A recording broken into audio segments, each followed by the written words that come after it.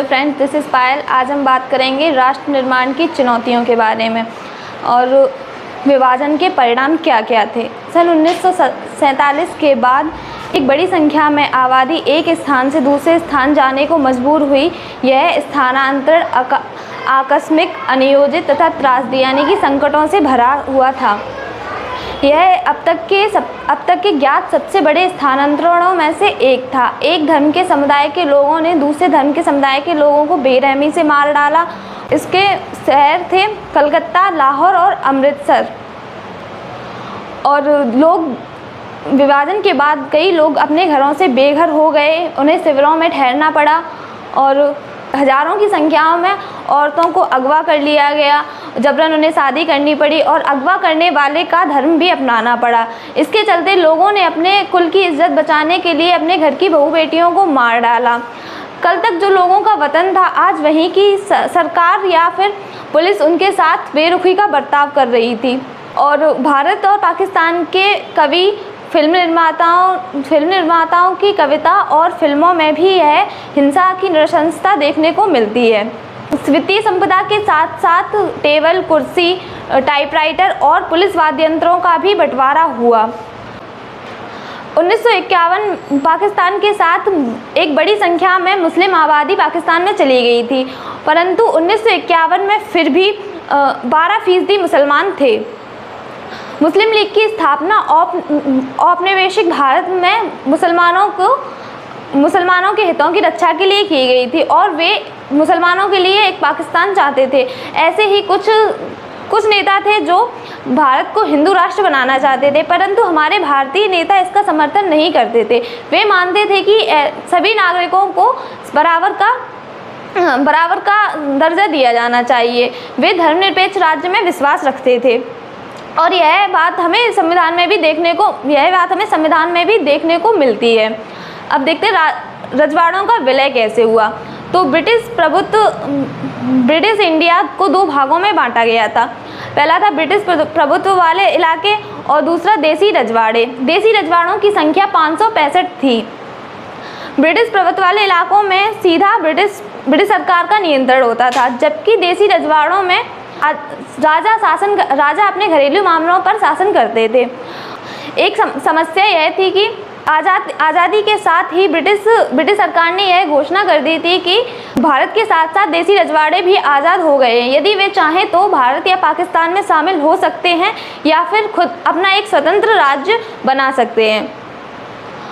तो यह गंभीर समस्या थी। इसके चलते अखंड भारत का सपना अंधकार में था और यह समस्या ने जल्द ही अपने तेवर दिखाना शुरू कर दिया। सबसे पहले त्रावणकोर यानी कि जो आज का केरल है, उसके राजा ने स्वतंत्र राज्य की घोषणा की। उसके बाद हैदराबाद के निजाम ने भी ऐसी ही घोषणा की। मसलन भोपाल के नवाब भारतीय सभा में शामिल नहीं होना चाहते थे। ऐसे करके रजवाड़ों के इस रवैये से एक बात साफ हो गई थी कि भारत छोटे छोटे देशों में बढ़ने वाला था और लोकतंत्र का भविष्य अंधकार में था।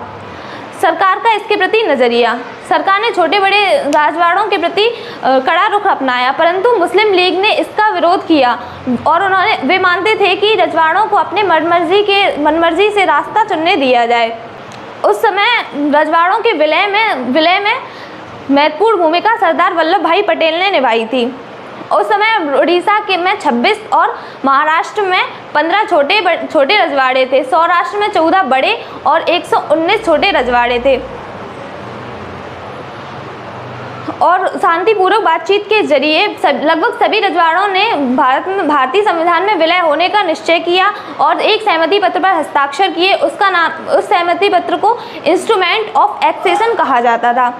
परंतु कुछ रजवाड़े ऐसे भी थे जैसे कि हैदराबाद, जूनागढ़, कश्मीर और मणिपुर, यह आसानी से इनका विलय नहीं हुआ था। हैदराबाद एक बड़ी रियासत थी। यह भारत से के चारों ओर से घिरी हुई थी और इसमें शासन करने वाले को निज़ाम कहा जाता था। यह दुनिया के सबसे दौलतमंद में शुमार किया जाता था। इसका मानना था यह हैदराबाद को स्वतंत्र बनाना चाहता था और इसने भारत सरकार और निज़ाम ने एक समझौता किया जो 1 साल के लिए था। इसके दौरान यह बातचीत इसके दौरान उनके साथ बातचीत जारी रही। और निज़ाम के शासन में जनता सुखी नहीं थी, इसलिए मुख्यतः तमिलनाडु के किसानों ने उसके प्रति आंदोलन शुरू कर दिया। उसमें महिलाओं पर सबसे अत्याचार किए जा रहे थे। इसकी वजह से महिलाओं ने बड़ी संख्या में भाग लिया। आंदोलन के चलते निज़ाम ने अर्धसैनिक बल को रवाना किया और इन्हें रजाकर कहा जाता था। रजाकर सबसे अत्याचारी होते थे और उन्होंने लूटपाट की, हत्या की और बलात्कार किए। इसके चलते 1948 के सितंबर में भारतीय सेना ने हैदराबाद पहुंची और रोज़ रुक कर लड़ाई की। फिर निज़ाम ने आत्मसमर्पण कर दिया। निज़ाम के आत्मसमर्पण के साथ ही हैदराबाद का विलय भारत में कर लिया गया। मणिपुर के राजा बौद्धचंद्र थे, जिन्होंने मणिपुर के राजा ने भारत की सरकार के साथ एक समझौता किया, जिसमें उन्हें आंतरिक स्वायत्तता दी जाए। और जनमत के दबाव में आकर 1948 के जून में उन्होंने एक चुनाव करवाया, जिसमें यह तय हुआ कि मणिपुर में लोकतांत्रिक राजतंत्र कायम होगा। और मणिपुर भारत का पहला भाग है जिसमें सार्वभौम वयस्क मताधिकार हुआ। परंतु मणिपुर की जनता राजा के इस फैसले से सहमत नहीं थी। और यह बात हम आज भी मणिपुर की जनता में देख सकते हैं। अब देखते हैं रजवाड़ों का पुनर्गठन। राज्यों का पुनर्गठन भाषा के आधार पर किया जाना तय हुआ और राष्ट्रीय कांग्रेस भी इस बात से सहमत हुई। परंतु उन्हें यह बात भी लगा कि भाषा के आधार पर यदि राज्यों का पुनर्गठन किया गया तो अव्यवस्था फैल सकती है।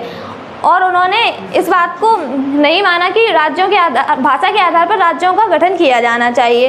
परंतु तमिलनाडु के इलाके में भाषाई इलाकों के लिए भाषा के आधार पर राज्यों को पुनर्गठन करने के लिए विरोध भड़का और आंध्र आंदोलन चलाया गया। इसमें तमिलनाडु इलाके के आंध्र प्रदेश के लोगों को आंध्र प्रदेश मतलब कि एक नया राज्य बनाया जाए।